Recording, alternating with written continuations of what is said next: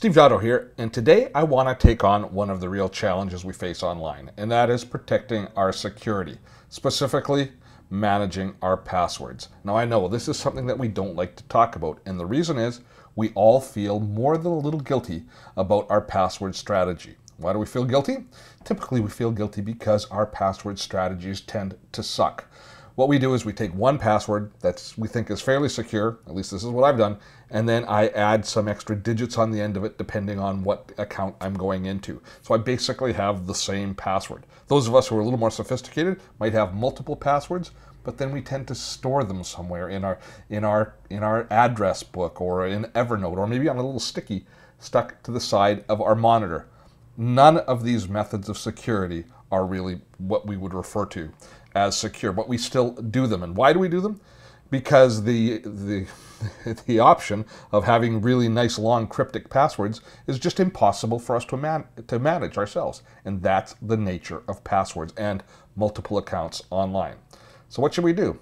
Well, there are some great password management tools that are available to us online. I think the main reason that most of us haven't engaged in those up to this point is because A, we're not too sure how they work, and we're not too sure how much of a time investment, we're not too sure how efficient, and we're really afraid that they will screw something up and stop us from getting into some accounts by losing our passwords or making something that we can't possibly get into. That's one issue we have. The other issue we have is frankly cost. One of the best tools on the market is called 1Password. I love this tool. Very well designed, elegant interface, really effective, and it works on just about any type of technology that you can imagine, from Macintosh to Android, iPhones, iPod Touches. It works on them all. But the problem with it is it tends to be a little bit expensive. And it's especially a problem if you don't really know how well a password manager is going to work for you. A lot of us are afraid to drop $40, $50, $60, or even $100 on an app that we're not too sure how well it's going to work. And after all, our own password strategy has worked pretty well up to now, hasn't it? I mean, we haven't been hacked, have we?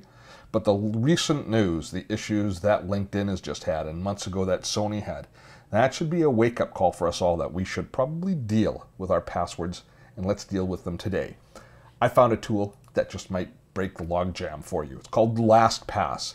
This is a free tool. Now, what LastPass does is it stores all of our passwords in a master account. So we create one really good account, and then we store all of our passwords in it. Now, it stores them on the cloud in a very secure environment on the internet.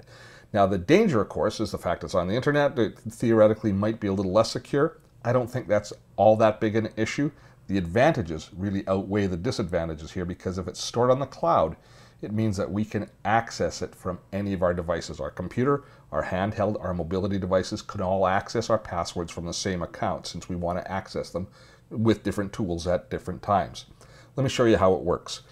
When you visit the LastPass site, you are given the opportunity to download it. Now, you should start this whole process from your main computer, from whatever computer you're on, and not from one of your mobility devices.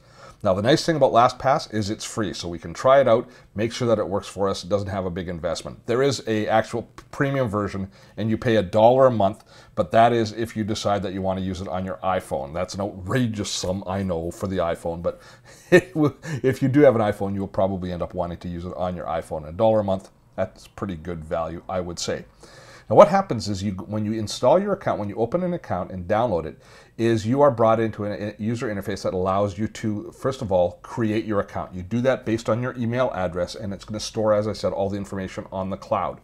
The very first thing that happens is it installs a plugin in whatever browser of choice that you've logged on with. In my case, it was Chrome, and so it installs a plugin because it allows me to access all of my passwords through the plugin in Chrome. And at the very beginning, this might be a little bit frustrating for some people, because what happens is it's going to now look on your computer and find all the open passwords that you have on your computer. You don't think you have any open passwords on your computer?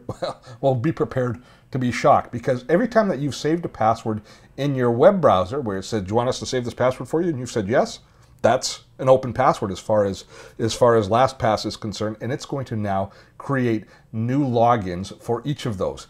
Now, it will create some spurious logins as well, and it's not its fault. It's your fault, because all those times that you entered a password wrong or put in the wrong username and then told whatever web browser it is to save it, that becomes a new account login. It doesn't know that it's not real, so it saves all those as well. So as you can see, I had to import a lot of them, saying, okay. You'll click on that for a good 5 or 6 minutes, importing them all. We can then clean them out through a little checkbox interface at the very end of the whole process, or as you're going through and as you're using the software a little bit later on, you can start to clean out and kind of and just clean up your account as you go along and delete those extra logins. They don't really affect the performance at all, but they are irritating to look at, I think.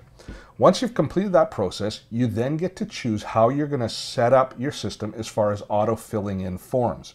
Now, this is a benefit to us because it really adds to our productivity. What will happen is if you put in your account information, your login information, your address, your phone number, your mail address, even your bank account or credit card information, if you decide to store those within your account, you can then use them to autofill. So you don't have to keep going back to your credit wallet and looking up your credit card number. You can autofill. Now, you can base that on a password as well, on your master password, so it doesn't automatically fill in. So you've got several layers of security there, but that is a real convenience for you as you go along. And of course, you can have multiple profiles as well, meaning that you can have one profile for one credit card, another for another, or you can have a business profile and a personal profile, so you can set things up the way that you want. And as you use the software, it'll become a lot more clear to you how you want to actually utilize the software as you go ahead. Once you've done all of that, it's installed and it's in your system. Once you've completed the installation process, now LastPass is installed in your browser, and we can see that I have access to it here from the menu bar. Now, depending on which browser you have, it will install in a different area in the browser. It might look slightly different, but you have the same basic tools allowing you to manage your LastPass account from here. Next stage you have to do is you can try it out. You can go into any of your accounts. Let me go into my website and watch what happens. As I go in, this is my management console for my website. Now, normally what would happen is I'd have to log in, but as you can see, it's already logged me in to my management area of my website. So it did it automatically. So the nice thing is when you import all of the addresses that come from your web browser, you can still log into all of the accounts that you want to. But here's where we want to start changing things up a little bit from the way that we've historically done things. LastPass will now allow us to start changing our passwords in each of our different accounts. And this is the process that I really want you to engage in. And LastPass will generate really nice cryptic passwords for each of your accounts. So over the next little while, you need to discipline yourself that when you go into your bank account, when you go into your LinkedIn account, when you go into your Facebook account, you want to go into your account management area and change the password for each of those accounts. And then allow LastPass to come up with a nice cryptic password that is almost impossible to hack. That's how we really start to build a nice level of security. Now, of course, we do have one master password that we've created that allows us to get into the account, and we should change that every few months ourselves as well. Don't rely on just one as we go.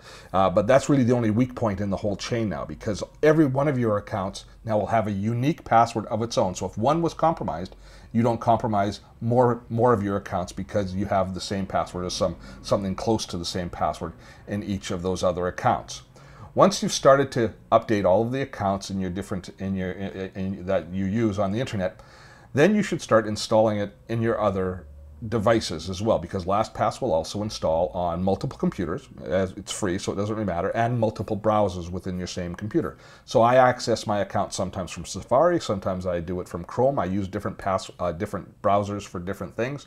So we have to repeat the same process of visiting the LastPass website and then downloading the appropriate plugin for the browser that we're using at that time. Once we've done that, we just log on again with LastPass and we're off to the races, able to access all of those accounts. That brings us to the next level, which is let's start installing it on our other devices. Now, I installed it on my iPad, and I was a little bit surprised here. When I installed it on my iPad, there's a couple of ways you can do it. You can just visit the App Store, download the app, or you can tell them on the website I want to install it on the iPad, and it will send you a link to install it on your iPad. But when I installed it on my iPad, I found that they actually have their own LastPass browser, which is a tab browser which replaces Safari while you're browsing the web on your iPad. Now, some people might not appreciate this that much. It's not the way that they might choose to use their iPad, so this might be a stop for some people. There is a way of installing little web applets into Safari on the iPad, but that's not the preferred way as far as the folks at LastPass are concerned. They think that you should use their secure browser. I find it's pretty easy to use. I'm happy to use it for most of my browsing. So for me, it's fine to use the LastPass browser, but it will be a little bit of a surprise for some people. The workaround is a little bit clunky at the beginning. I'm not going to show it to you right now. They've got plenty of documentation on their website about how to do that. So it's important for you to continue to use Safari while you're on your iPad, then you're going to want to check that out. Once you've installed it on your iPad or your other mobility device, you can then log on with that device, and it again accesses all of your accounts. Now, if we take a look here, going back to the LastPass website, we'll see all of the different places that we can install LastPass, and it pretty much covers the gamut. It'll work in Windows, Mac, and Linux. All of the main web browsers, including Internet Explorer and Firefox, and even Opera are covered. Even HP's WebOS, which nobody's really using much anymore, is covered. Of course, the iPhone, the iOS, Symbian, Android, very important, and BlackBerry for those of you who are still using the BlackBerry on your mobile devices or the BlackBerry tablet. It works in all of those environments, and it's free in all of those environments. So that is a pretty good value there as far as we're concerned. The only place that we pay, as I said, when we use it on the iPhone. The key here is to basically change your philosophy about passwords, accepting the fact that you're not going to be able to memorize them, finding a tool that works for you. Now, if you don't want to use LastPass, by all means, 1Password, or there's several other tools out there as well. But try these tools out, get one, embrace it, start to use it, and once you've started to use it, don't just leave your passwords in the same as they are now while you're having to remember them. Go through and have the discipline of entering each of your accounts over time and modifying those passwords to the more cryptic passwords that are auto-generated by your system. And you will then have increased your layers of security substantially. Does it mean that you're bulletproof and nobody can ever hack or steal any of your personal information? Absolutely not. But you've done what is reasonable to do to help protect yourself. And that's really your responsibility. Nobody else is going to do this for you. And it's really, as you can see, not that hard a process.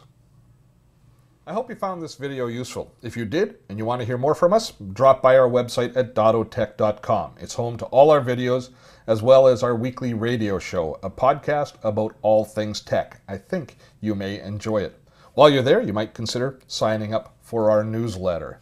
If you happen to be viewing us on YouTube, you can simply subscribe to the YouTube channel and then you'll see all our new videos as we produce them. And don't forget, show us some love in the social networks. Plus us on Google, like us on Facebook, leave comments should you desire. I'm Steve Dotto. Thanks for visiting us today.